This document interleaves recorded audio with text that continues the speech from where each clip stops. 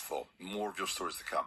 The government is moving to end no-fault evictions immediately as part of new legislation aimed at protecting renters, which is due to be introduced in Parliament this week.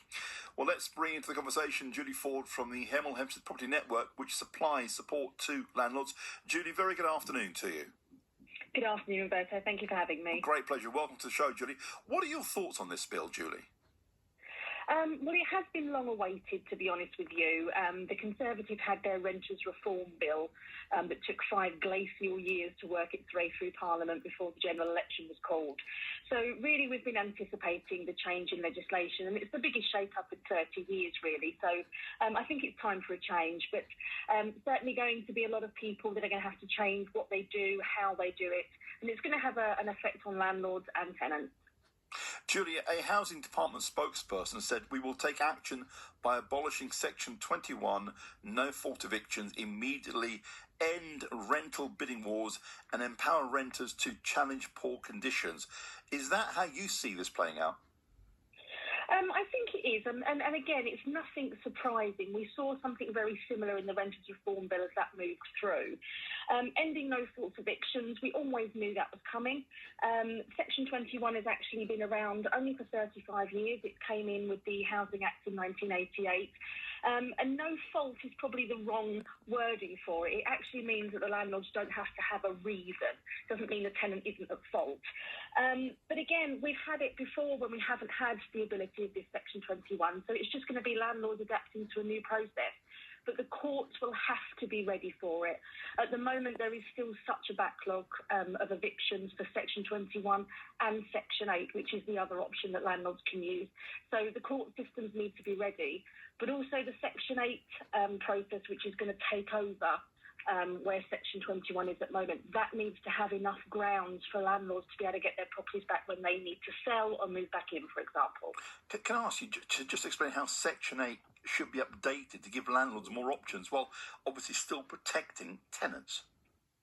Yeah, absolutely. So at the moment there are 17 grounds under Section 8. So 8 of those are mandatory, means the judge has got no option but to award the possession. And the rest are discretionary, meaning it's up to judge to decide if it's reasonable to evict.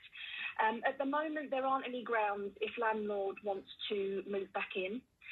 So, for example, if it was their home that they've purchased but never lived in, they've got no grounds to just ask the tenant to leave so they can move back in. That's where they're using Section 21 at the moment. And also there's no grounds if landlord wants to sell. At the moment, again, they'd be using Section 21 for that process. So I'd want to see updated grounds under Section 8, allowing landlords to get the property back how and when they need to. But obviously, it's got to be right. What we saw in the Renters Reform Bill was if landlord wanted to sell, gave the correct notice and then didn't go ahead and sell, landlord would then be penalised not being able to re-let the property for 3 or 6 months, for example. Julie, I really appreciate you joining us. Can I just, because most of us, obviously there are lots of people in the rental market who are renting, whether it be landlords or the people who are tenants themselves, but most people won't know what's going on. We hear these stories and the stories can sound quite catastrophic. What is the reality of the situation as you know it at the moment? I do think the media don't help, to be honest with you. There's a lot of scaremongering stories out there that really we have no idea where they've got the facts from. And I think at the coalface, when I'm actually speaking to landlords, there's an uncertainty and there's a nervousness, but there's certainly not the fear that we're portrayed in the media, and there's certainly not the mass exodus of landlords. So I just think it's going to be business as usual, but we're just going to be having to change our processes on how we work. And do you think once we have this new legislation put in, nothing's ever perfect, but are we stepping towards the right direction? I think we're stepping towards the right direction, absolutely. I mean, every time there's a change in legislation, it updates it for society as it is today. We have to remember that at the moment, the private rented sector has 169 acts and 402 regulations that govern it. And some of those acts actually go back to the 1700s. So it would be nice to have some more updated legislation that fits with society as we know it today. I love the fact you say it would be nice to have some updated legislation. You speak volumes there.